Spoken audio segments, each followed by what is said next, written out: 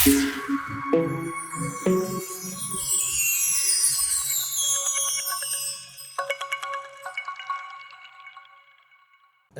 നിതിൻ സ്കരാജിൻ്റെ പുതിയൊരു വീഡിയോയിലേക്ക് സ്വാഗതം. ഇന്ന് നമ്മളോട് ഒരു ഗസ്റ്റ് ഉണ്ട്. അദ്ദേഹത്തിൻ്റെ പേര് മുഹമ്മദ് അസ്ലം എന്നാണ്. കേച്ചേരി സ്വദേശിയാണ്. അദ്ദേഹം ഒരു ബിസിനസ്സുകാരനാണ്. അതിലുപരി അദ്ദേഹം യാത്രകളെ ഒരുപാട് സ്നേഹിക്കുന്ന ഒരു വ്യക്തി കൂടിയാണ്. നമ്മുടെ ചാനലിലെ സോൻമാർഗ് യാത്ര കണ്ടിട്ട് അദ്ദേഹത്തിൻ്റെ BYD-യിൽ ശ്രീനഗർ വരെ അദ്ദേഹം പോയിരുന്നു. അപ്പോൾ നമുക്ക് അദ്ദേഹത്തിൻ്റെ യാത്രാവിശേഷങ്ങളും വണ്ടിയുടെ വിശേഷങ്ങളും നമുക്ക് ചോദിച്ചറിയാം. മുഹമ്മദിനോട് ആദ്യത്തിന് താങ്ക്സ് പറയട്ടെ. കാരണം എൻ്റെ ചാനലും എന്നെ വിശ്വസിച്ച് ആദ്യമായിട്ട് കാശ്മീർ പോയ ഒരാളാണ്. അതിലൊരുപാട് സന്തോഷമുണ്ട്. വെൽക്കം.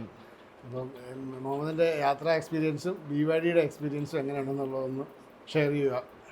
ഉറപ്പായിട്ടും നല്ലൊരു യാത്ര ആയിരുന്നു.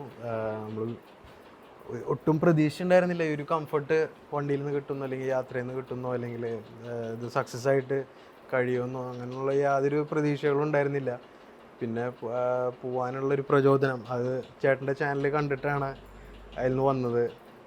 കറക്റ്റ് പോയിൻ്റ് ടു പോയിൻ്റ് എവിടെയൊക്കെ കയറി എങ്ങനെയൊക്കെ ചാർജ് ചെയ്തു. അതിലൊക്കെ ഉപരി യാത്രയിലുടനീളം ചേട്ടൻ്റെ അടുത്ത് നിന്ന് കിട്ടിയ ഒരു സപ്പോർട്ടും കൂടി ഉള്ളതുകൊണ്ടാണ് നമുക്കത്. പിന്നെ ദൈവത്തിനോട് നന്ദി പറയുകയാണ് ഈ ഒരു സാഹചര്യത്തിൽ. ഒരു സുഹൃത്ത്, ചേട്ടൻ്റെ പോലുള്ള ഒരു സുഹൃത്തിനെ ഈ ഒരു ചാനലിലും കാണാൻ പറ്റി, അങ്ങനെ മുന്നോട്ട് പോകാൻ പറ്റിയത്. മുഹമ്മദ് ആദ്യം പോയിട്ട് എവിടെയാണ് സ്റ്റേ ചെയ്യുന്നെടുത്ത്? ഞാൻ സ്റ്റാർട്ടിങ്ങിൽ സ്റ്റേ എടുത്തത് ഇവിടുന്ന് നേരെ തമിഴ്നാട്, കർണാടക ബോർഡറിലാണ് നമ്മൾ സ്റ്റേ എടുത്തത്. ഹോട്ടലിന്റെ പേര് VV ശ്രീനി. അതെ, സ്റ്റാറ്റിക്കിന്റെ ഒരു ചാർജറുള്ള ഓൾമോസ്റ്റ് ഒരു 800 കിലോമീറ്റേഴ്സ് ഉണ്ടാവും ജേർണി. ഫസ്റ്റ് ഡേ ചേട്ടൻ എടുത്താൽ അത്ര തന്നെ കിലോമീറ്റർ ഞാൻ എടുത്തിട്ടാണ് ഹാൾട്ട് ചെയ്തത്. ചാർജിങ് സ്റ്റേഷനൊക്കെ ഞാൻ പോയ അതേ റൂട്ടിൽ തന്നെയാണ്. സെയിം. സ്റ്റാർട്ടിങ്ങിൽ പോകുമ്പോൾ ചേട്ടൻ എടുത്തിരുന്നത് എവരി 200 കിലോമീറ്റേഴ്സിലാണ് സ്റ്റോപ്പ് എടുത്തിരുന്നത്. ഞാനും അതേപോലെ തന്നെ എല്ലാ 200 ഇതിലും കയറി. ജസ്റ്റ് നമുക്കൊരു ആദ്യമായിട്ട് പോകുന്നതിൻ്റെ ഒരു ഇതുണ്ടാവുമല്ലോ, ടെൻഷൻ ഉണ്ടാവും. അപ്പോൾ എല്ലായിടത്തും കയറി അതൊക്കെ മനസ്സിലാക്കി കണ്ടു. അവിടുന്ന് ചാർജും ചെയ്തിട്ടാണ് മുന്നോട്ട് അങ്ങനെ നിർത്തിയിട്ടാണ് പോയത്. പക്ഷെ മുഹമ്മദ് പോയി കഴിഞ്ഞപ്പോഴാണ് ചില യാത്ര ചെയ്യേണ്ട രീതി എങ്ങനെയാണെന്നുള്ളത് എനിക്ക് മനസ്സിലായത്. കാരണം ഞാൻ ഫാസ്റ്റ് ആൻഡ് ഫ്യൂരിയസ് പോലെ പോവുക, തിരിച്ചു വരിക, ആരും ഒന്നും കാണാനൊന്നും അധികം പറ്റിയിട്ടില്ല. അപ്പോൾ ഞാൻ അത് കഴിഞ്ഞപ്പോഴാണ് മനസ്സിലായത് ഇങ്ങനെ യാത്ര ചെയ്തിട്ടേ കാര്യമുള്ളൂ, സമയമെടുത്ത് യാത്ര ചെയ്യണമെന്നുള്ളത് മനസ്സിലായത്. മറ്റേ ഞാനിവിടുന്ന് ഫാസ്റ്റ് പാസഞ്ചർ പോകുന്ന പോലെ നേരെ ശ്രീനഗർ ചെയ്യുന്ന 2 ദിവസം അവിടെ കറങ്ങി തിരിച്ചു പോരുമായിരുന്നു. പക്ഷേ ചേട്ടൻ പോയ ഒരു വഴി വെട്ടി തന്നതുകൊണ്ട് ഞങ്ങളെപ്പോലുള്ള ഇനിയും വരുന്ന ആൾക്കാർക്ക് ഈസി ആയിട്ട് പോവാം. അതെ, ഒത്തിരി ടെൻഷൻ അടിക്കാതെ പോവാം. കൊണ്ട് പോകാൻ ഭയങ്കര പേടിയാണ്. ചാർജിങ് സ്റ്റേഷൻ കിട്ടുമോ, വഴി പെട്ടുപോകുമോ. പിന്നെ BYD ഒക്കെ ആയതുകൊണ്ട് ആ ഒരു ടെൻഷൻ്റെ ആവശ്യം കാണുന്നില്ല. അല്ല, ഏത് വണ്ടിക്കായാലും അതിൻ്റെ ഒരു ടെൻഷൻ ഉണ്ട്. പക്ഷേ എന്നിരുന്നാലും ഓൾറെഡി നമുക്ക് പ്ലഗ് ഷെയറിൽ നോക്കേണ്ട ഒരു ആവശ്യം വന്നില്ല. ചേട്ടൻ്റെ ചാനലിൽ നോക്കി അടിയിലുള്ള ലിങ്കുകൾ നോക്കിയിട്ടാണ് ഓരോ പോയിന്റ് ടു പോയിന്റ് അത് മാപ്പിലിട്ടിട്ടാണ് പോയത്. അതെ, ആ ലിസ്റ്റ് ഇട്ട പ്രകാരമാണ് നമുക്ക് ഈസി ആയിട്ട് ചാർട്ട് ചെയ്ത് പോകാൻ പറ്റിയത്. പിന്നെ എല്ലാം നല്ല രീതിയിൽ തന്നെ. മറ്റേ ശ്രീനഗർ സ്റ്റേ എവിടെയായിരുന്നു? ഞാൻ ശ്രീനഗറിൽ പോയിട്ട് പമ്പുഷ് കോളനി പലയിടത്തും സ്റ്റേ ഒരു 10-22 ദിവസം. ഓ ശരി. കാരണം ഒത്തിരി സ്ഥലങ്ങൾ അവിടെ കാണാനായിട്ടുണ്ട്. ശരിക്കും പറഞ്ഞാൽ ശ്രീനഗർ വരെ നമുക്ക് ഫാസ്റ്റ് ചാർജസ്. അതെ. പക്ഷെ അത് കഴിഞ്ഞ് അന്ന് മുഹമ്മദ് പോയി കഴിഞ്ഞപ്പോഴാണ് എനിക്ക് മനസ്സിലായത് എല്ലായിടത്തും പോയിട്ട് തിരിച്ച് ശ്രീനഗർ വന്ന് സ്റ്റേ ചെയ്തിട്ട് നമ്മൾ യാത്ര ചെയ്ത്. ശ്രീനഗർ ഒരു ഹബ്ബാണ്. അവിടുന്ന് നമുക്ക് എല്ലായിടത്തും ഈസി ആയിട്ടുള്ള ആക്സസിബിൾ ഉണ്ട്. ഞാൻ എങ്ങനെയാ നോക്കിയാൽ ഗുൽമർഗ് നോക്കിയപ്പോൾ അവിടെ ചാർജിങ് സ്റ്റേഷൻ ഇല്ല, അത് ഡ്രോപ്പ് ചെയ്തു. പഹൽഗാം നോക്കിയപ്പോൾ അവിടെ ചാർജിങ് സ്റ്റേഷൻ ഇല്ല. പക്ഷെ ഇതെല്ലാം ശ്രീനഗറിൽ നിന്ന് പോയി വരാനുള്ള ദൂരം മാത്രമേ ഉള്ളൂ. ഞാൻ വിവാന്ത താജ് ഏറ്റവും കൂടുതൽ ചാർജിങ് ചെയ്തത് ടാറ്റയുടെ. വർക്ക് ചെയ്യുന്ന ഒരു വലിയ കുഴപ്പമില്ലാത്ത ചാർജിങ് സ്റ്റേഷൻ അതാ. പക്കായിട്ട് വർക്കിംഗ് എപ്പോഴും ഉണ്ടാവും. കാരണം കറണ്ട് പോയ ഒരു ജനറേറ്റർ ഉണ്ടാകും. MGയുടെ ഷോറൂം അവിടെ ഞാൻ ചാർജ് ചെയ്ത സ്ഥലത്ത് നിന്ന് ഷിഫ്റ്റായി വേറൊരു സ്ഥലത്തിലോട്ട് മാറ്റി. സ്ഥലത്തിന്റെ പേര് അത്ര ഓർമ്മയില്ല. പക്ഷെ MGയുടെ തൊട്ടപ്പുറത്ത് തന്നെ BPCL ഉണ്ട്. അവിടെ ഒരു ചാർജിങ് സ്റ്റേഷൻ ഉണ്ട് അതേ ലൈനിൽ. അതൊന്നും നേരത്തെ ഇല്ലായിരുന്നു, ഞാൻ പോകുമ്പോൾ ഇല്ലായിരുന്നു. അതൊക്കെ അത് കഴിഞ്ഞു ഒന്നും ഒരിക്കലും നമുക്ക് എപ്പോഴും നമുക്ക് അത് കിട്ടുന്നുള്ള ഒരു ധാരണയും വേണ്ട. വിവാന്ത എപ്പോഴും ഉണ്ടാവും. രണ്ട് ഫാസ്റ്റ് ചാർജിങ്ങും ഉണ്ട്, പിന്നെ 2 സ്ലോ ചാർജിങ്ങും ഉണ്ട്. ടാറ്റയുടെ ആണ് എല്ലാ സൗകര്യങ്ങളും അവിടെ ഉണ്ടായിരുന്നു. അപ്പോൾ എപ്പോഴും ഞാൻ അവിടെ പോയി കഴിഞ്ഞാൽ അതായിരുന്നു ആശ്രയിച്ചിരുന്നത്. കഴിഞ്ഞിട്ട് പിന്നെ ഓരോ ഒത്തിരി സ്ഥലങ്ങൾ അവിടെ കാണാനുണ്ടായിരുന്നു. വേറെ സ്റ്റേറ്റുകളിലായിട്ടും കൂടുതൽ ഞാൻ എക്സ്പ്ലോർ ചെയ്തത് ജമ്മു ആൻഡ് കാശ്മീരാണ്. അവിടെ ക്ലൈമറ്റും നല്ലത്. ക്ലൈമറ്റും ആ ടൈമിൽ ഒത്തിരി നന്നായിരുന്നു. സ്നോഫോളൊക്കെ കിട്ടിയത്? സ്നോഫോള് കിട്ടിയായിരുന്നു. ബനിഹാൽ ഗസിവുണ്ട് ഹൈവേയില് ശരി. സ്നോഫോള് കിട്ടിയായിരുന്നു. പിന്നെ സോനമാർഗ്, ഗുൽമാർഗ്, പഹൽഗാം. ഞാൻ പോയത് നല്ല ചൂടുള്ള സമയത്താണ്. ഡൽഹിയൊക്കെ പഴുത്ത് നിൽക്കുന്ന സമയത്താണ് ഞാൻ പോയത്. ഞാൻ പോയപ്പോൾ ആ സമയം ഒരിക്കലും പോകാൻ പറ്റുന്ന ഒരു സമയമല്ല, ഒരു രക്ഷയില്ല. ഈ ഒരു ടൈം ഒത്തിരി പ്ലസന്റ് ആയിട്ടുള്ള ഒരു ക്ലൈമറ്റ് ആയിരുന്നു. കുറവ് മതിയായിരിക്കും. എ സി ഒന്നും യൂസ് ചെയ്തിട്ടില്ല. നോർത്ത് മറ്റേ ബാംഗ്ലൂർ കഴിഞ്ഞപ്പോൾ പിന്നെ നമുക്ക് ഒത്തിരി നല്ലൊരു ക്ലൈമറ്റ് സ്റ്റാർട്ടിങ് തുടങ്ങി. പിന്നെ മധ്യപ്രദേശ് ഇതൊക്കെ കൂടി കഴിഞ്ഞപ്പോൾ പിന്നെ ടെമ്പറേച്ചർ കയറി നല്ല നൈസ് ആയിട്ടുള്ള ഒരു ടെമ്പറേച്ചറിലോട്ട് എത്തി. എനിക്ക് പോയപ്പോൾ ഞാൻ ഡൽഹിയിലൊക്കെ ഞങ്ങൾ എ സി കിട്ടില്ല, പക്ഷെ വണ്ടിക്ക് പണി കിട്ടരുതല്ലോ എന്ന് പറഞ്ഞാൽ എ സി ഇടാഞ്ഞു. അതുപോലെ ചൂടായിരുന്നു. വണ്ടി ബാറ്ററി കൂൾ ചെയ്യാൻ വേണ്ടി ഫാനൊക്കെ വർക്ക് ചെയ്യുന്നത് നമുക്ക് വണ്ടിക്കകത്ത് കേൾക്കാം അത്രയ്ക്കും. കാരണം 44 ഡിഗ്രിയാണ് രാത്രി 10:45 ഉണ്ടായിരുന്നു. അപ്പം അങ്ങനെ വന്നപ്പോൾ നമ്മൾ പിന്നെ എ സി ഇടാതെ ഓടിക്കാൻ തുടങ്ങി. നമ്മൾ വണ്ടിക്ക് പണി കിട്ടിയ വഴിയിലായി പോവില്ല, അതുകൊണ്ടുള്ള ടെൻഷൻ. വണ്ടി എങ്ങനെയുണ്ട്, പെർഫോമൻസ് എങ്ങനെയുണ്ടായിരുന്നു? എനിക്ക് വളരെ ഹാപ്പിയാണ്.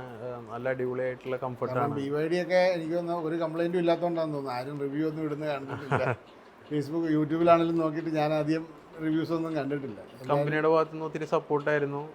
അത് മാത്രമേ എനിക്കും ഗുണം കൂടി കേട്ടോ. എനിക്കും കമ്പനി സപ്പോർട്ട് ചെയ്യാന്ന് പറഞ്ഞാൽ അത് ഇവിടുത്തെ കേരള ഹെഡൊക്കെ എന്നെ വിളിക്കുകയൊക്കെ ചെയ്തായിരുന്നു യാത്ര പോയപ്പോൾ. നമ്മളിപ്പോൾ അവിടെ പോയിട്ടും നമ്മളെ വണ്ടി നാശമായിട്ടും അവർ നല്ല രീതിയിൽ ടേക്ക് കെയർ എടുത്തു. ഇച്ചിരി ടൈം എടുത്തെങ്കിൽ അവർ നല്ല രീതിയിൽ തന്നെ അവർ ടേക്ക് കെയർ ചെയ്തു. ശരിക്കും നമുക്കൊരു പോസിറ്റീവാണ്. അത് കഴിഞ്ഞ് ഇവിടെ നാട്ടിൽ വന്നപ്പോഴും അവർ അവരുടേതായിട്ടുള്ള രീതിയിൽ വിളിച്ച് മൊമെന്റം ആദരിക്കലും പരിപാടികളൊക്കെ ഉണ്ടായി. അതൊക്കെ അവരുടെ ഭാഗത്തു നിന്നൊരു സപ്പോർട്ടാണ്. ഇതിൽ കൂടുതൽ ചേട്ടനാണ് തന്നിട്ടുള്ളത്. മെയിനായിട്ടുള്ള ഒരു ഇതെന്ന് പറഞ്ഞാൽ നമുക്ക് രണ്ടുപേർക്കും ഞാൻ നോക്കിയപ്പോൾ കണ്ടത് വണ്ടി ഭയങ്കരമായിട്ട് നമ്മളെ വണ്ടീനെ സ്നേഹിക്കുന്ന ആൾക്കാരാണ്. അതിനെ പൊന്നുപോലെ നോക്കുന്ന ആൾക്കാരാണ്. അപ്പോൾ ഡെയിലി കുളിപ്പിക്കുക കാര്യങ്ങളൊക്കെ ചെയ്യുന്നതുകൊണ്ട് തന്നെ നമുക്ക് നമ്മളെ വണ്ടിയുടെ ഭാഗത്തു നിന്ന് ഒരു പ്രത്യേക ഒരു സപ്പോർട്ട്,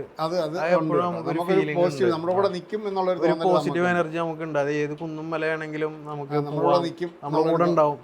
ആ ഒരു ധൈര്യം നമുക്ക് നമ്മളെ വണ്ടിയിൽ നിന്ന് ആ ഒരു കൾച്ചറിലുണ്ടായിരിക്കാം മേ ബി നമുക്കത് കിട്ടിയിട്ടുണ്ടായിരുന്നു. ആ ബോണ്ട്, വണ്ടിയോടുള്ള ഒരു ബോണ്ടാണ് ഞാൻ മനസ്സിലാക്കി കൊടുത്തുള്ള ആ ഒരു സപ്പോർട്ട് നമുക്ക് വണ്ടിയുടെ ഭാഗത്തു നിന്നാണ് ഏറ്റവും കൂടുതൽ.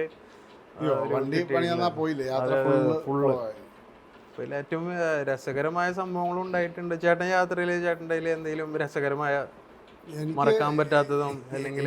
സത്യം പറഞ്ഞാൽ അങ്ങനെ ഒന്നാമതായാലും അങ്ങനെ ഒരു ഇഷ്യൂസ് ഒന്നും വേറെ ഒന്നും ഉണ്ടായിട്ടില്ലാത്തതുകൊണ്ട് എനിക്ക് പെട്ടുപോയതായിട്ട് പേടിച്ചു പോയതെന്ന് പറയാനായിട്ട് ഈ പഞ്ചാബിൽ കൂടെ തിരിച്ചു വിട്ടത് ഒരു പാടത്തൂടെ ഹരിയാന ഡൈവേർട്ട് ചെയ്ത്. പക്ഷേ അത് മൊത്തം പൂഴിയും വഴി തീരുന്ന പോലത്തെ കണ്ടോ, എവിടെയാ പോകുന്നത് എന്താ പോകുന്നത് നമുക്കറിയത്തില്ല.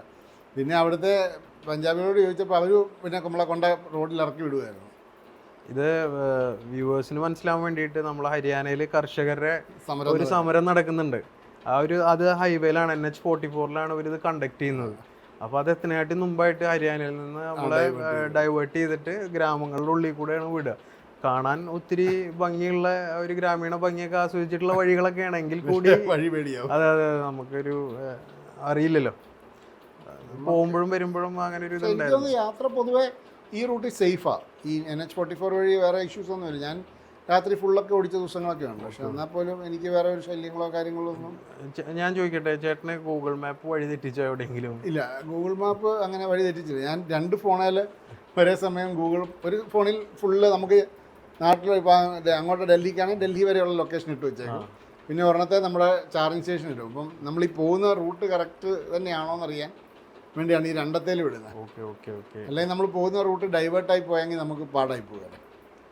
എനിക്ക് 2 സ്ഥലങ്ങളിൽ വെച്ചിട്ട് ഇതുപോലെ ഗൂഗിൾ മാപ്പിന്റെ ഭാഗത്തുനിന്ന് ഒരു ചെറിയ ഇഷ്യൂ ഉണ്ടായി. ഒന്ന് ആഗ്രഹ വെച്ചിട്ട് ഇതുപോലെ വഴി തെറ്റിച്ചു. അതുപോലെ തന്നെ പഞ്ചാബിലും പോകുന്ന വഴിയിൽ അങ്ങനെ ഇഷ്യൂ ഉണ്ടായിട്ടുണ്ടായിരുന്നു. കാരണം ഞാൻ ഗൂഗിൾ മാപ്പ് വെച്ചിട്ട് ഉടനെ ചെറുതാക്കി നോക്കും. നമ്മൾ പോകേണ്ട ലൊക്കേഷനിലോട്ട് തന്നെയാണ് അവൻ കിടക്കുന്നത്. അങ്ങനെ ടോളുകള് റിലേറ്റഡ് ആയിട്ട് എന്തെങ്കിലും? ഒരു ടോളിൽ ചെന്നപ്പോൾ മാത്രമേ ഇവന്മാർ ടോൾ എടുത്തു കഴിഞ്ഞിട്ട് നമ്മളോട് കിട്ടിയില്ല എന്ന് പറഞ്ഞു. പക്ഷെ ഞാൻ പറഞ്ഞു ഇല്ല, എൻ്റെ ടോളിനകത്ത് ഇത്രയും പൈസ ആണ്, നിങ്ങൾ വേണേ അതിനകത്ത് എടുത്തോ, അല്ലാതെ ഞാൻ വേറെ ക്യാഷ് ആയിട്ട് തരത്തില്ല. ഏത് സ്റ്റേറ്റിൽ നിന്ന്? അതെനിക്ക് തോന്നുന്നത് ആന്ധ്രാപ്രദേശാണെന്ന് തോന്നുന്നു. ആന്ധ്രാപ്രദേശ് എനിക്ക് ആദ്യത്തെ 2ാമത്തെയോ ഇതില്ല. അവിടെ വലിയ ആളും ബഹളമൊന്നുമില്ല. അപ്പോൾ അവർ വന്ന് നിങ്ങളുടേത് റീഡ് ചെയ്യുന്നില്ല എന്ന് ഞാൻ പറഞ്ഞു. ഞാൻ കേരളത്തിൽ നിന്ന് വരുന്നതാണ്, ഇത്രയും ടോൾ കൊടുത്തിട്ടാണ് ഞാൻ വന്നത് ഇവിടെ വരെ. അപ്പോൾ ഇതുവരെ കുഴപ്പമൊന്നുമില്ല, ഇതിനകത്ത് ഇത്ര രൂപ കിടപ്പുണ്ട്, ആന്ധ്രനെ പറ്റി പറഞ്ഞപ്പോഴാണ് അവിടുത്തെ കുസീൻ ഫുഡ് എങ്ങനെ ഉണ്ടായിരുന്നു അവിടുത്തെ അവിടുത്തെ മറ്റേ പിരമിഡ് എന്ന് പറഞ്ഞാൽ സൂപ്പർ ഫുഡാണ്. 2 ചാർജിങ് സ്റ്റേഷനുണ്ട് അതിനകത്ത്.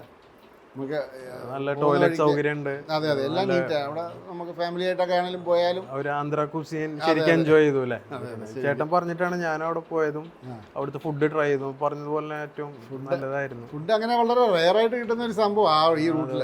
പിന്നെ അവിടെ നല്ല ഫുഡ് ഉള്ള 2 സ്റ്റേറ്റുകൾ കവർ ചെയ്യുന്നത് ഭയങ്കര ഒരു ലെന്തി സ്റ്റേറ്റ്സ് ആണ്. അത് 2 ഓടിച്ച് തീരുമ്പോൾ തന്നെ മടുത്തു പോകും. പിന്നെ ഭക്ഷണം കാര്യങ്ങളൊക്കെ ഈ പറഞ്ഞ 2 സ്റ്റേറ്റിൽ നമുക്ക് കവർ ചെയ്യാൻ ഭയങ്കര ബുദ്ധിമുട്ടാണ്. നീണ്ടു നിവർന്ന് കിടക്കുന്ന മരുഭൂമികൾ പോലുള്ള സ്ഥലങ്ങളാണ്. ആരുമില്ല, രാത്രിയിലും ആരുമില്ല. ഫാമിലിയൊക്കെ ആയിട്ട് പോകുമ്പോൾ നമ്മൾ ഞാൻ ഒരിക്കലും രാത്രി ഞങ്ങൾ ഈ ഒറ്റയ്ക്ക് പോകുന്ന പോലെ ഡ്രൈവ് ചെയ്യാൻ ഞാൻ ഒരിക്കലും പറയില്ല. ഒരു 6-7 മണിയാകുമ്പോഴത്തേന് എവിടെയെങ്കിലും സൈഡ് ഹാൾട്ട് ചെയ്യുക. ഫാമിലിയൊക്കെ ആയിട്ട് പോകുമ്പോൾ കൂടുതൽ ഭക്ഷണം കരുതുക. ചെറിയ ചെറിയ ബ്രേക്കുകൾ എപ്പോഴും എടുക്കുക. ഒരു 200 കിലോമീറ്റേഴ്സിൽ. കാരണം വെച്ചാൽ നമ്മുടെ കേരളത്തിലെ പോലെയല്ല ഭക്ഷണം. നമ്മൾ ഉദ്ദേശിക്കുന്ന ക്വാളിറ്റിയിൽ അവിടെ കിട്ടത്തില്ല.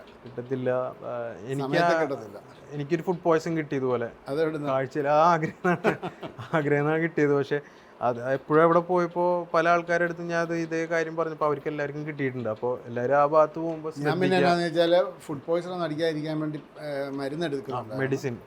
അത് ഞാൻ ഡോക്ടറെ കണ്ട് അവിടെ നിന്ന് തന്നെ നാട്ടിൽ നിന്ന് തന്നെ ഡോക്ടറെ കണ്ട് മരുന്ന്. അപ്പോൾ ഡോക്ടറെ ഡെയിലി കഴിക്കാൻ വേണ്ടി ഒരു ഫസ്റ്റ് എയ്ഡ് കിറ്റ് നമ്മളെപ്പോഴും കരുതുക നമ്മൾ ട്രാവൽ ചെയ്യുമ്പോൾ. പിന്നെ എമർജൻസി ആയിട്ടുള്ള വേണ്ട കാര്യങ്ങൾ അത് കരുതുക. ഭക്ഷണം വെക്കാനുള്ള കാര്യങ്ങൾ, ടെൻറ്റ്, ബാക്കിയുള്ള കാര്യങ്ങളെല്ലാം. പിന്നെ മെന്റലിയും ഫിസിക്കലിയും നമ്മൾ പ്രിപ്പയർ ആവുക. കാരണം ഇത്രയും ദൂരം പോകുന്നതാണ്, സ്ട്രെയിൻ ഉണ്ട്. ഓടിക്കാനായിട്ട് അതുപോലെ ഇഷ്ടമുള്ളവരെ കൊണ്ടുപോവുക. IC എഞ്ചിൻ ഓടിക്കുന്നവരെ കൂടെ കൊണ്ടുപോകാതെ ഇരിക്കും. കാരണം വെച്ചാൽ അവർക്ക് വട്ടാവും. കാരണം നമ്മൾ ഓരോ ബ്രേക്ക് എടുക്കുമ്പോൾ 1-1.5-2 മണിക്കൂർ വെച്ചല്ലേ പോകുന്നത്. അതെ, നമുക്ക് പറയാനും പറ്റില്ല അവിടെ കറണ്ട് പോയിട്ടുണ്ടോ അല്ലെങ്കിൽ ആ മെഷീൻ വർക്ക് ചെയ്യുന്നുണ്ടോ ഒന്നും അറിയില്ല. അപ്പോൾ പ്രീ പ്ലാൻഡ് ആയിട്ട് നമുക്ക് ചെയ്യാൻ പറ്റില്ല. പക്ഷെ എൻജോയ് ചെയ്തിട്ട് ചെയ്യണം. ആ മൂമെന്റ് നമ്മൾ എൻജോയ് ചെയ്തിട്ട് ആ ഒരു മൈൻഡ് സെറ്റ് നമ്മൾ നേരത്തെ കരുതി വെച്ചിട്ട് ഇതിനു വേണ്ടി സ്റ്റാർട്ട് ചെയ്യുക. പോകുന്ന ആൾക്കാർക്ക് ഒരു പ്രചോദനം ആവട്ടെ എന്ന് വിചാരിച്ചിട്ടാണ് ഞങ്ങൾ ഈ പോഡ്കാസ്റ്റ് തന്നെ ചെയ്യുന്നത്. അതെ, എല്ലാവരും പേടിച്ചിരിക്കുക. കാരണം വെച്ചാൽ പോകാൻ പറ്റുമോ എന്നുള്ളത്. എല്ലാവർക്കും പോകണമെന്ന് ആഗ്രഹമുണ്ട്. പക്ഷേ EV കൊണ്ട് പോയാൽ പ്രശ്നമുണ്ടോ? ഞാൻ പറഞ്ഞു പോയി നോക്കുക. പ്രശ്നം വന്നാൽ ഞാൻ എൻ്റെ ഒരു പോളിസി എന്ന് വെച്ചാൽ EVക്ക് കംപ്ലൈൻറ്റ് വന്നാൽ കെട്ടി വരിക, ഇല്ലേ ഓടിച്ചു പോവുക. അല്ലാതെ നമ്മൾ എന്നാ ചെയ്യുന്നത്? ഞാൻ വണ്ടി വഴി നിൽക്കുന്നുള്ളൊരു ചിന്ത എനിക്ക് ഉണ്ടായിരുന്നില്ല. മൈൻഡിൽ വരുമ്പോൾ ഞാൻ അത് എലിമിനേറ്റ് ചെയ്യും. ഒരിക്കലും വണ്ടി വഴി നിൽക്കില്ല, സക്സസ്ഫുൾ ആയിട്ട് തിരിച്ചു വരും എന്നുള്ളൊരു മൈൻഡ് സെറ്റിലാണ് എപ്പോഴും. പിന്നെ ടയർ ടയറും പഞ്ചറാവില്ല എന്നുള്ളൊരു മൈൻഡ് സെറ്റിലാണ്. ടയർ പഞ്ചറായാലും ഞാൻ ആണെങ്കിൽ പഞ്ചർ അഴിക്കുക. ഞാൻ അത് കിറ്റുണ്ട്, അത് വെച്ച് അന്നേരം തന്നെ ഇങ്ങനെയുള്ള ഡെയിലി വണ്ടി എടുക്കുമ്പോൾ ഞാൻ ഇങ്ങനെയുള്ള കാര്യങ്ങൾ പ്രാർത്ഥിക്കും. വണ്ടി കഴുകും, ടാങ്കുകളൊക്കെ നോക്കും, കൂളൻ്റ് കാര്യങ്ങൾ, ടയറുകളൊക്കെ സെറ്റ് ചെയ്ത് അതിന് ശേഷം പ്രാർത്ഥിച്ചിട്ടാണ് വണ്ടി എടുക്കുന്നത്. അതായത് ഇനിയൊരു കംപ്ലൈൻറ്റും വരരുത് എന്നുള്ള ഒരു ലെവലിലാണ് എടുക്കുന്നത്. നമ്മൾ വണ്ടി സൂക്ഷിച്ചും വണ്ടി ശ്രദ്ധിച്ചും ആവശ്യമില്ലാത്തടത്തൊക്കെ വണ്ടി കൊണ്ടുപോയി ഇറക്കാതിരിക്കുക തന്നെ ഏറ്റവും നല്ലത്. അങ്ങനെ പോവുകയാണെങ്കിൽ ഒരു കുഴപ്പം യാത്രയിലുണ്ടാകും. പിന്നെ അതുപോലെ നമ്മൾ ലോങ് പോകുമ്പോൾ വണ്ടി അധികം ഹീറ്റ് ആക്കാതെ ഒരു കിലോ വാട്ട് നോക്കി കണ്ട് ആ ഒരു ഇതിൽ ഓടിക്കുക. ഒരു റെസിസ്റ്റൻസും മാക്സിമം ഞാൻ ആ റേഞ്ചിലാണ് ഓടിച്ചത്. അത് ഏറ്റവും നല്ല സേഫ്. പുഷ് ചെയ്യുന്തോറും ബാറ്ററിക്ക് സ്ട്രെയിൻ ആവും, എല്ലാം പ്രശ്നങ്ങളാണ്. മറ്റാണ് നമുക്ക് ആ ഇതൊന്നുമില്ല, നമ്മൾ ടെൻഷൻ അടിക്കേണ്ട കാര്യങ്ങളൊന്നുമില്ല. അപ്പോൾ മര്യാദയ്ക്ക് പോവുകയാണെങ്കിൽ നമുക്ക് ഇത്രയും ദൂരം ഓടിക്കുന്നത് നമുക്കൊരു കംഫോർട്ടാണ്. വണ്ടിയിൽ ഇരിക്കുന്നവർ വേറെ ആളുണ്ടെങ്കിൽ അവർക്കും സമാധാനം, വീട്ടിലിരിക്കുന്നവർക്കും സമാധാനം. ഞാൻ പോയിൽ വെച്ചിട്ടും കണ്ടയിൽ വെച്ചിട്ടും നമ്മൾ കേരളം വിട്ട് കഴിഞ്ഞാൽ എനിക്ക് ഏറ്റവും കൂടുതൽ ഇഷ്ടപ്പെട്ടത് കാശ്മീരാണ്. എനിക്ക് പഞ്ചാബും കാശ്മീരും. എനിക്ക് ആൾക്കാർ ഭയങ്കര നല്ല ഹോസ്പിറ്റബിൾ ആണ്, നല്ല പാടങ്ങളും കാര്യങ്ങളൊക്കെയാണ്. പക്ഷേ ഫുഡും നല്ലതാണ്. എനിക്ക് കാശ്മീരാണ് പേഴ്സണലി ഇഷ്ടപ്പെട്ടത്. വേറൊരു ഫ്രെയിം, അത് വേറെ ഫ്രെയിമാണ്. ഭയങ്കര ഈ കല്ലും മുള്ളും നിരസിച്ച് വഴിയെല്ലാം കയറി മേളിൽ ചെല്ലുമ്പോൾ അടിപൊളിയാണ്. പറഞ്ഞപ്പോഴാണ് ജമ്മുവിൽ നിന്ന് കയറുമ്പോൾ നമ്മളെ വണ്ടി നാശമായി. നമുക്ക് എന്താ ഏതാന്നുള്ളതൊന്നും മനസ്സിലായിരുന്നില്ല. പക്ഷേ എൻ്റെ ഒരു സപ്പോർട്ട് എന്ന് പറയുന്നത് ചേട്ടനെ വിളിക്കും, കാര്യങ്ങൾ ഇങ്ങനെ ഉണ്ടെന്ന് പറയാം. അപ്പോൾ പുള്ളിയാണ് ഇവിടുന്ന് ഒരു സപ്പോർട്ട് തന്നിട്ട് നമ്മൾ ആ ഒരു ജമ്മുവിൽ നിന്ന് ശ്രീനഗർ വരെ അങ്ങനെ കയറുന്നത്. ഇച്ചിരി സ്പീഡിൽ. അത് വല്ലാത്തൊരു എക്സ്പീരിയൻസ് ആയിരുന്നു. അവിടെ എത്തി ബനിഹാലൊക്കെ കഴിഞ്ഞ് ശ്രീനഗർ എത്തി. അപ്പോഴാണ് ഒരു ഭയങ്കര ഒരു ഫീൽ. നമ്മൾ ഇത്രയധികം ഒരു റിസ്ക് എടുത്തതിൻ്റെ ഒരു ഫീല് അവിടെ നിന്നാണ് നമുക്ക് കിട്ടിയത്. ഭയങ്കര ഹാപ്പി ആയിരുന്നു. ബാക്കിയൊന്നും പിന്നെ നമ്മൾ ചിന്തിക്കുന്നില്ല. താഴെ ഇത്ര മോശം വഴിയാണോ കയറി വന്നതെന്നോ ഒന്നും. ഇപ്പോൾ വഴി ഒത്തിരി നന്നായിട്ടുണ്ട്. നന്നാക്കിയിട്ടുണ്ടല്ലേ? ഇൻഫാക്ട് ചേട്ടൻ പോയിരുന്ന ടൈമിൽ ഭയങ്കര മോശമായിരുന്നു, പണി നടക്കുന്നതായിരുന്നു. ദൈവം സഹായിച്ച് നല്ലൊരു ടൈമിങ്ങിലാണ് ഞാൻ പോയി കണ്ടത്. ഒരു 6 മാസം കഴിഞ്ഞിട്ടല്ലേ അതെ പോകുന്നത്. അതെ. പക്ഷേ ഞാൻ പോയപ്പോൾ ഭയങ്കര മോശമായിരുന്നു. ഞാൻ ഉച്ചയ്ക്ക് 11 മണിക്ക് ജമ്മുവിൽ നിന്ന് തുടങ്ങിയിട്ട് പിറ്റേ ദിവസം രാവിലെ 8 മണിക്കാണ് ശ്രീനഗറിൽ ചെന്നത്. അത്രയ്ക്കും വഴി മോശമായിരുന്നു. ഇവരെല്ലാവരും പ്രാർത്ഥനകളുണ്ടായിരിക്കണം. അതെ അതെ, അത് ഉറപ്പായിട്ടും അതാണല്ലോ മെയിൻ. കുഴപ്പം കൂടാതെ എന്നൊക്കെ പറഞ്ഞെന്ന് പറഞ്ഞാലും പ്രാർത്ഥനയില്ലാതെ ഒരു അങ്ങനെ ഒത്തിരി സന്തോഷമായിരുന്നു. ഇതിൽ കൂടുതൽ കാര്യങ്ങൾ എനിക്ക് ഇതിൽ കൂടുതൽ പറയാനായിട്ട് വളരെ നല്ലൊരു എക്സ്പീരിയൻസ് ആയിരുന്നു. എനിക്ക് ഏറ്റവും ഇതെന്ന് വെച്ചാൽ ടാറ്റയുടെ ഭാഗത്ത് നിന്ന് നമുക്കൊരു ധൈര്യം തന്ന, അവർ സപ്പോർട്ട് തന്നപ്പോൾ നമുക്ക് ഏത് സർവീസ് സെൻ്ററിലും നമ്മൾക്ക് ടാറ്റയുടെ ആളായിട്ട് കയറി ചെല്ലാന്നുള്ളൊരു ധൈര്യം എനിക്കുണ്ടായിരുന്നു. എനിക്കൊന്നും അത് തന്നെയായിരുന്നു തോന്നുന്നു മുഹമ്മദിൻ്റെ. അതെ അതെ, എനിക്ക് ഞാൻ പോകുന്നതിനായിട്ട് മുമ്പ് കമ്പനി അറിയിച്ചിരുന്നു. അപ്പോൾ അവരുടെ ഭാഗത്തു നിന്നുള്ള ഒരു സപ്പോർട്ട് ഭയങ്കരമായിരുന്നു. പിന്നീട് ഒരു റിസ്ക് ഷോറൂംസും സർവീസ് സെൻ്റേഴ്സും കുറവാണ്. അത് നമുക്ക് തുടങ്ങുന്നല്ലേ. പിന്നെ ആ കാര്യത്തിൽ അത് ഇഷ്ടം പോലെ ഉണ്ട്. പിന്നെ ഇതിലൊരു റിസ്ക് ഞാൻ എടുത്തതെന്ന് പറഞ്ഞാൽ ചാർജർ ഇല്ലാണ്ടാണ് പോയത്. വണ്ടി പോർട്ടബിൾ ചാർജർ എടുക്കാണ്ടാണ് പോയത്. പക്ഷേ ഒരു ധൈര്യം ഉണ്ടായിരുന്നു.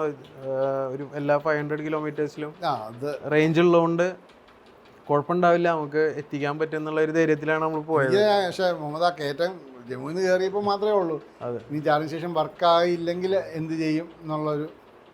ചേട്ടാ എത്ര ചാർജിങ് സ്റ്റേഷനാണ് പോകുമ്പോൾ എടുത്തത്? എനിക്ക് തോന്നുന്നു 25 എണ്ണമാണ്. 25 അല്ലേ? ടോട്ടൽ 51 ചാർജിങ് സ്റ്റേഷൻ എടുത്തു. ഓക്കെ. അങ്ങോട്ട് പോയപ്പോൾ എനിക്ക് തോന്നുന്നു 29 ഉണ്ടായിരുന്നു. പക്ഷെ തിരിച്ചു വന്നപ്പം നമ്മൾ വഴി എക്സ്പീരിയൻസ് ആയപ്പം ചാർജിങ് സ്റ്റേഷൻസ് കുറഞ്ഞു. ഓക്കെ. ഞാൻ തിരിച്ചു വരുമ്പോൾ എനിക്ക് 7 ചാർജിങ്.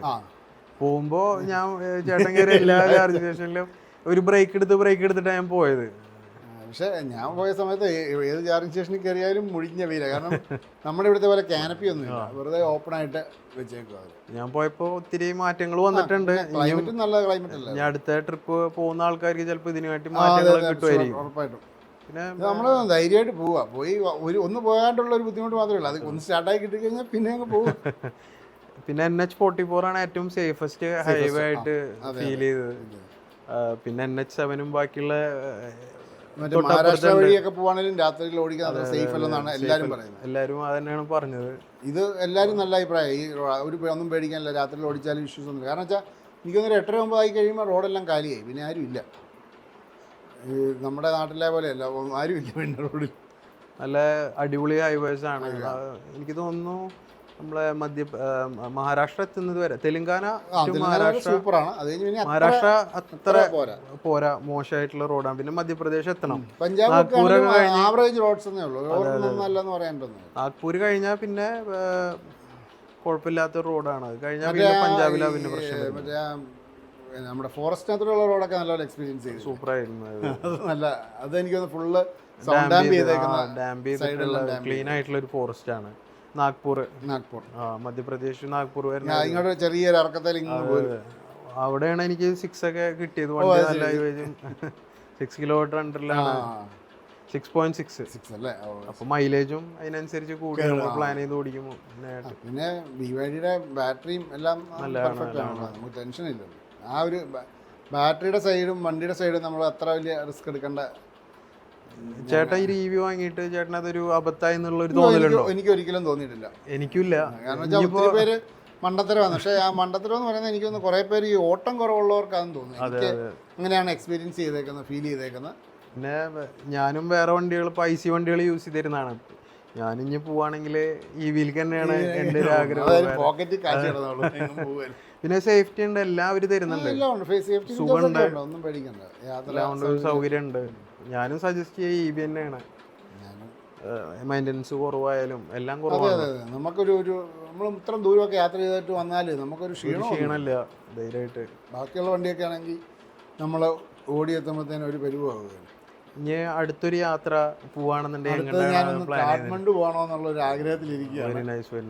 ഡേറ്റ് ഒന്നും തീരുമാനമായില്ല, കാരണം അത് EV തന്നെ പോയിട്ട് വരും. അപ്പോൾ അതിന്റെ ഒരു ലിസ്റ്റും കൂടി ഞാനതങ്ങനെ ഇടുള്ളൂ. വഴിവെട്ടി വരും. നമ്മളൊരിടത്ത് പോവുകയാണെങ്കിൽ അടുത്തയാൾക്ക് EV പോകാൻ പറ്റണം എന്നുള്ള രീതിയിൽ തന്നെ നമ്മൾ വീഡിയോ ഇടും. ഓക്കെ. ഇനിയിപ്പോൾ ഒത്തിരി ആൾക്കാർ ചേട്ടൻ പോയി കണ്ടിട്ട് ഇൻസ്പയർ ആയിട്ട് ഞാൻ പോയിട്ടും പലരും ചോദിക്കുന്നുണ്ട്. അപ്പോൾ ഇങ്ങനെ പോകണം എന്ന് പറഞ്ഞ് നിൽക്കുന്ന ആൾക്കാർ ഒരു കോൺവേ പോലെ ഒരു ടൂർ പാക്കേജ് പോലെ EV എൻ്റെ ഒരു അഭിപ്രായത്തിൽ പോകാതിരിക്കുകയാണ്. കാരണം വെച്ചാൽ ഒരു വണ്ടി ചാർജ്, കാരണം അങ്ങോട്ടെല്ലാം ഒറ്റ ഗണ്ണുള്ള ചാർജിങ് സ്റ്റേഷൻസ് ആണ് കൂടുതൽ. അപ്പം ഒരു 10 അല്ല 5 വണ്ടി ഉണ്ടെങ്കിൽ 5.5 മണിക്കൂർ എല്ലാ വണ്ടിക്കാരും അവിടെ വെയിറ്റ് ചെയ്യണം. അതെ അതെ അതെ, അതിനെന്തെങ്കിലും ഒരു വഴികള് ഭാവിയിൽ വരുമായിരിക്കും അല്ലേ? പിന്നെ ഉറപ്പായിട്ടും ഉറപ്പായിട്ടും 220 കിലോവാട്ടിന്റെ ഒക്കെ വന്നിട്ടുണ്ടാവും. 15 മിനിറ്റ്സിൽ തന്നെ ചാർജിങ് കഴിയും. കോസ്റ്റ്ലിയാണ്, പക്ഷെ ടൈമിന് ഒരു മൂല്യം അങ്ങനെയാണ്. EV ആയിട്ട് പോവാണെങ്കിൽ കോൺവോ ആയിട്ട് പോകാതിരിക്കാറ്. ഇപ്പോഴും ഇനി 5 പേര് പോവാണെങ്കിൽ വണ്ടിയിൽ 5 പേരെ ഒരു കൗതുകം, സമയം ഉണ്ടെങ്കിൽ കുഴപ്പമില്ല. പക്ഷെ കാണുന്ന ആൾക്കാർക്ക് ഒരു അട്രാക്ഷൻ. ശ്രീനഗർ ചെല്ലുവല്ലോ, അതാണ്. പിന്നെ അത് ടൈം എടുത്തിട്ട് ചെയ്യണം, ഒത്തിരി റിലാക്സ് ചെയ്ത് ചെയ്യണം. അങ്ങനെ ഒരു കൾച്ചർ കൊണ്ടുവരണം. അത് ടൈം സ്പെൻഡ് ചെയ്യാൻ, ചാർജിങ്ങിന് ടൈം സ്പെൻഡ് ചെയ്യാനൊക്കെ സാഹചര്യം ഉള്ളവരെ ഇതിനകത്ത് മെനക്കെട്ടിട്ട് കാര്യമുള്ളൂ. അല്ലെങ്കിൽ വെറുതെ ഒരു വേറൊരു ഫീലാണ് നമ്മൾ ചെയ്തിട്ട്, ഒരു ഹാപ്പിനെസ് ആണ് നമുക്ക്. തന്നെ പോകും, ഞാൻ ആരെയും കൂട്ടാൻ കിട്ടിയാൽ തന്നെ ആണെങ്കിലും പോകും. സോളോ ആണ് ഏറ്റവും കൂടുതൽ എൻജോയ് ചെയ്യാൻ പറ്റുന്നത്. സോളോ ട്രിപ്പാണ്. ഫാമിലിയൊക്കെ ആയിട്ട് പോകുമ്പോൾ ഒത്തിരി വേറൊരു വൈബാണ്. അങ്ങനെയൊക്കെയാണ് കാര്യങ്ങള്. ഒത്തിരി നേരം ഇത് കണ്ടിരുന്ന എല്ലാവരോടും സത്യമായിട്ടും നിങ്ങളുടെ എക്സ്പീരിയൻസ് നിങ്ങളെ ആരെയും ബോറടിപ്പിച്ചിട്ടില്ലെന്ന് വിശ്വസിക്കുന്നു. പിന്നെ എൻ്റെയും ഒരു വേദിയിലോട്ട് ക്ഷണിച്ച ചേട്ടനും താങ്ക് യു സോ മച്ച്. എനിക്ക് ഏറ്റവും വലിയ സന്തോഷം എൻ്റെ ചാനൽ കണ്ടിട്ട് ഒരാൾക്ക് സക്സസ്ഫുൾ ആയിട്ട് യാത്ര ചെയ്ത് തിരിച്ചു വരാൻ പറ്റിയല്ലോ എന്നുള്ളതാണ് എൻ്റെ ഏറ്റവും വലിയ സന്തോഷം. അതിന്റെ ഉടനീളം സപ്പോർട്ടും തന്നിട്ടുണ്ട്. അല്ല, അത് ഞാനിപ്പോൾ ആര് വിളിച്ചാലും ഞാനത്, കാരണം വെച്ചാൽ ആദ്യമായിട്ട് പോകുന്ന ഒരാളാകുമ്പോഴത്തേനും നമ്മൾ, അതെനിക്ക് ശരിക്കും പറഞ്ഞാൽ ഞാനത് ഒരു കുറ്റമായിട്ട് പറയില്ല. ഞാൻ യാത്ര ചെയ്യാൻ പ്ലാൻ ഇട്ടപ്പോൾ ഞാൻ പോയ ഒരുപാട് പേർക്ക് മെസ്സേജ് അയച്ചു. ഒരാൾ പോലും ഒരു തിരിച്ച് ഇങ്ങനെ പോയാൽ മതി. പക്ഷെ അങ്ങനെ ചെയ്തത് നോർത്ത് ഇന്ത്യയിലുള്ള നോയ്സ് ഫാക്ടറി എന്ന് പറഞ്ഞൊരു യൂട്യൂബ് ചാനൽ ചെയ്യുന്നവരുണ്ട്. അവർ EV പ്രൈം കൊണ്ട് പോയതാണ്. അവർ മാത്രമേ എനിക്കൊരു റിപ്ലൈ തന്നത്. പക്ഷെ അത് ഭയങ്കര സന്തോഷം തോന്നി. കാരണം വെച്ചാൽ നമ്മുടെ കേരളത്തിൽ ഇതിലും നമ്മളൊക്കെ മുമ്പും പോയവരുണ്ട്. അറ്റ്ലീസ്റ്റ് ഡൽഹി വരെയെങ്കിലും പോയവർ ഇഷ്ടം പോലെയുണ്ട്. ആരും നമുക്ക് കേരളത്തിൽ നിന്ന് പോയവരോട് ചോദിച്ചിട്ട് ആരും ഒരു മറുപടി ഇല്ല. നോർത്ത് ഇന്ത്യ കിടന്ന് അവർക്ക് നമ്മളെ ഹെൽപ്പ് ചെയ്യാൻ തോന്നി. അതിലൊരു സങ്കടമുണ്ട് സത്യം പറഞ്ഞു. അവരെന്നോട് പറഞ്ഞു നമുക്ക് ശ്രീനഗർ വരെ ഉള്ളൂ. പിന്നെ അവർ ചാർജ് ചെയ്ത് പോയ മറ്റേ കാർഗിലിലെയും സോൻമാർഗിലെയൊക്കെ ചാർജിങ് സ്റ്റേഷൻ്റെ ഡീറ്റെയിൽസ് അവരെനിക്ക് ഷെയർ ചെയ്യുകയും ചെയ്തു. അവർ 2 പേര് കൂടി നടത്തുന്നൊരു ചാനലാണ്. നല്ല സ്റ്റാർട്ടിങ്ങിലെ ഒരു EV വെച്ചിട്ട് യാത്ര ചെയ്യാനും ജനറേറ്റർ EV ഒക്കെ വെച്ചിട്ട് യാത്ര ചെയ്യാനൊക്കെ നോക്കി ജനറേറ്റ് ചെയ്ത് അതൊക്കെ വെച്ച് ഒത്തിരി അധികം ഒരു സപ്പോർട്ട് ഇൻസ്പിറേഷൻ ഒക്കെ തരാൻ വേണ്ടി ശ്രമിച്ച ചാനലാണ്. ഞാൻ യാത്ര എല്ലാവരും ചെയ്യും. പക്ഷെ നമ്മളൊരു കാര്യം ചോദിച്ചിട്ട് ഇങ്ങനെ പോയാൽ കുഴപ്പമില്ല, നിങ്ങൾ സേഫ് ആയിരിക്കും എന്ന് ഒരാൾ പറയുവാണെങ്കിൽ നമുക്കൊരു ബെനിഫിറ്റാണ്. കാരണം നമുക്കൊരു ധൈര്യമാണ്, അത്രയും വരെ അങ്ങനെയാണ്, കുഴപ്പമില്ല. നമുക്ക് ടെറൈൻ അറിയത്തില്ലല്ലോ, കയറ്റമാണോ ഇറക്കമാണോ, അതൊക്കെയാണ് ആൾക്കാർ പറഞ്ഞു തരാത്തത്. ഇതിലെ ഒരു കാര്യം കൂടി പറയാനുള്ളതെന്ന് വെച്ചാൽ, ഞാനിത് പോയതുപോലെ തന്നെ ചേട്ടൻ്റെ ഒരു ചാനലിൽ വീഡിയോ എടുക്കുന്നുണ്ട്, K2K. First episode, second, third, 4 episode ഉണ്ട്. അതിൽ ഓരോ എപ്പിസോഡിലും ഫസ്റ്റ് ഡേ ഏതൊക്കെ സ്റ്റേഷനിൽ പോയി എവിടെ സ്റ്റേ ചെയ്തത് എന്നൊക്കെയുള്ള കംപ്ലീറ്റ് ഡീറ്റെയിൽസ് അതിൽ കൊടുത്തിട്ടുണ്ട്. അപ്പോൾ ഞാൻ നോക്കി, എനിക്ക് വളരെ ഈസി ആയിട്ട് അത് നോക്കിയിട്ടാണ് ഞാൻ പോയത്. ഞാൻ പ്ലഗ് ഷെയർ യൂസ് ചെയ്തില്ല. ഒരു സർട്ടൻ സ്റ്റേജ് കഴിഞ്ഞപ്പോൾ ഞാൻ ഒക്കെ അവോയ്ഡ് ചെയ്ത് ചേട്ടൻ്റെ ലിങ്കുകൾ നോക്കിയിട്ടാണ് ഞാൻ പോയത്. അപ്പോൾ നിങ്ങൾക്കും പോകണമെന്നുണ്ടെങ്കിൽ അതിൽ നിന്ന് ഈസി ആയിട്ട് അതിനെ നോക്കിയെടുത്ത് പോകാവുന്നതാണ്. എല്ലാ ചാർജിങ് സ്റ്റേഷനും ഞാൻ ലിസ്റ്റ് ചെയ്തിട്ടുണ്ട്. ടു യുവർ ഓൺ റിസ്ക്, അല്ലെങ്കിൽ ചേട്ടനെ വിളിക്കാം. ഞാൻ അങ്ങനെയാണ് പോയത്. എനിക്ക് എല്ലാം കൊണ്ടും ഈസി ആയിട്ട് തന്നെ അച്ചീവ് ചെയ്യാൻ പറ്റും. ആൾക്കാർക്ക് പോകുന്നേ ഇത് നമ്മൾ ഒന്ന് പോകുന്ന ഒരു ബുദ്ധിമുട്ട്, ഞാനും അതുപോലെ ഒന്ന് വീട്ടിൽ നിന്ന് ഇറങ്ങി കിട്ടാനുള്ള ഒരു ബുദ്ധിമുട്ടാണ്. പക്ഷെ സോളോ പോകുന്ന ഒരു രസമാണ്, അതൊരു വേറൊരു ഭംഗിയാണ്. ചേട്ടൻ പറയുന്ന പോലെ പോയിട്ട് പോവാന്നേ, വെറുതെ പോയിട്ട് സപ്പോർട്ടിന് നമ്മളൊക്കെ ഇല്ല. ആരെങ്കിലും സംശയമുള്ളവർ വിളിച്ചാൽ നമുക്ക് പറഞ്ഞു തരാൻ പറ്റുന്ന കാര്യങ്ങളൊക്കെ നമ്മളും പറഞ്ഞു തരും ഉറപ്പായിട്ടും. പിന്നെ ഞാൻ പറയുന്ന പോലെ EV കൊണ്ടാണ് പോകുന്നത്. കേടായാൽ കെട്ടി വലിക്കുക, ഇല്ലേ ഓടിച്ചു പോവുക. ഒരു മൈൻഡ് സെറ്റിൽ പോവുക. നമ്മൾ വേറെ ഒന്നും, നമുക്ക് വേറെ ഓപ്ഷൻസ് ഒന്നുമില്ല. കാരണം അങ്ങോട്ട് പോകുമ്പോൾ നമുക്ക് ടോയിങ് വണ്ടി ചിലപ്പോൾ നമ്മൾ വിളിച്ചാൽ ചിലപ്പോൾ 400 കിലോമീറ്റർ അപ്പുറത്തായിരിക്കും കിടക്കുന്നത്. ഒന്നും പറയാൻ പറ്റത്തില്ല. 40 കിലോമീറ്റേഴ്സിന് എത്ര 7,000 റുപ്പീസ് റേറ്റ് ഭയങ്കര. ഒരു വട്ടം അങ്ങനെ ഒരു ഘട്ടത്തിൽ വന്നപ്പോൾ വന്നത്, നമുക്ക് എവറിഡേ പ്രോബ്ലംസ് വരും. നമ്മളത് ഫേസ് ചെയ്ത് വരാണ്ടിരിക്കാം. നോർത്തിൽ പോയിട്ട് ആ പുള്ളിയുടെ വണ്ടിയുടെ വേറെ കംപ്ലൈൻറ്റ് ഒന്നുമില്ല, വയറിംഗ് കിറ്റ് പട്ടി കടിച്ചോണ്ട് പോയി. അടിയിലത്തെ ഫുള്ള് ചാർജിങ് കേബിൾ പട്ടി കടിച്ച് പറിച്ചു കളഞ്ഞു. പിന്നെ എന്നാ ചെയ്യുന്നത്? പിന്നെ അത് അവിടെ ഇട്ടിട്ട് വാറണ്ടിയിൽ മാറി പിന്നെ പോയി പുള്ളി വണ്ടി എടുത്ത് യാത്ര കംപ്ലീറ്റ് ചെയ്യുകയാണ്. ഇങ്ങനെയൊക്കെയാണ് കാര്യങ്ങൾ നമ്മളെ യാത്രകളിൽ ഉണ്ടായ രസകരമായതും ചെറിയ ചെറിയ കാര്യങ്ങളൊക്കെ. ഇത് ഞങ്ങളെ രണ്ടുപേരെയും ഫസ്റ്റ് പോഡ്കാസ്റ്റ് ആണ്, അതുകൊണ്ട് തന്നെ അതിൻ്റെതായിട്ടുള്ള ചെറിയ ചെറിയ കുഴപ്പങ്ങളൊക്കെ പ്രശ്നങ്ങൾ ഉണ്ടായേക്കാം. പക്ഷേ സംഭവങ്ങൾ എല്ലാവർക്കും ഉപകാരപ്പെടുമെന്ന് അത് മറ്റുള്ളവരിലോട്ട് എത്തിക്കുക, അവർക്കൊരു ഇൻസ്പിറേഷൻ കൊടുക്കുക, അല്ലെങ്കിൽ നമ്മൾ പോയത് ഷെയർ ചെയ്യുക, അതൊക്കെയാണ് അതുകൊണ്ട് ഉദ്ദേശിച്ചത്. അതെ അതെ അതെ. എല്ലാവർക്കും നല്ലൊരു ദിവസം നേരുന്നു. Thank you so much. Okay. जब उम्र ढल जाएगी ना, तब समझ में आएगा कि जिंदगी थी, जीनी थी, रह गई. यार पैसे कमाओ, खूब कमाओ, कौन मना कर रहा, पर उन्हें कमाते हुए खुद को भूल जाओ, यार ये तो सही नहीं हो रहा. तो जरा खुद पे भी इन्वेस्ट करो और जरा खुद पे भी खर्च करो. जब उम्र ढल जाएगी ना, तब समझ में आएगा कि जिंदगी थी, जीनी थी, रह गई. यार पैसे कमाओ, खूब कमाओ, कौन मना कर रहा, पर उन्हें कमाते हुए खुद को भूल जाओ, यार ये तो सही नहीं हो रहा. तो जरा खुद पे भी इन्वेस्ट करो और जरा खुद पे भी खर्च करो.